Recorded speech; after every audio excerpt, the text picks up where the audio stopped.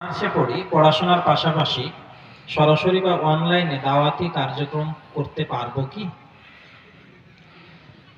দাওয়াতি কার্যক্রমের জন্য মাস্টার ডিগ্রি পাস করতে হবে, আজহার বিশ্ববিদ্যালয় থেকে পড়ে আসতে হবে, এরকম কোনো কথা আল্লাহ নবী বলেন। আল্লাহ নবী বলেছেন, মানরা মিনকুম মুনকারান ফালিগাইরুহু, যে ব্যক্তি যে কোনো অন্যায় দেখবে সে দাওয়াত দেবে, ঠেকাবে। এইটা হলো আল্লাহ রাসূলের আদেশ। সাথে সাথে আল্লাহ রাসূল বলেছেন, কাফা বিল মারে কাদবানি মুহাদ্দিসু বিকুল্লিমার সামনে, শরীয়তের কথা কেউ যদি শুনেই বলে দেয় তদন্ত ছাড়া, তাহলে সে মিথ্যুক। তখন মূর্খ মানুষও এই হকদার, তখন যে 14 বার মাস্টার ডিগ্রি পাস করেছে সে ওই হকদার। তার মানে ধর্মের কথা জেনে শুনে সত্য প্রমাণ করে বলতে হবে।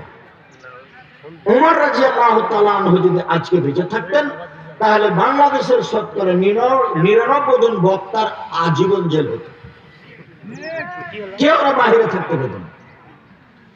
এরা বক্তা হলো থতির জোর, যার বক্তা সেই ভালো। ধর্ম ভালো হোক আর মন্দ হোক সে কি বিবেচনা করে, বাপকে বেটা বলতে পারে। উমর রাদিয়াল্লাহু তাআলা বেঁচে থাকলে বাপের বেটা বুঝা যেত, এই হিসাব ঠিক নয়। যেই সঠিক কথা বলতে পারবে সেই দায়ী তার বলার অধিকার আছে। জি।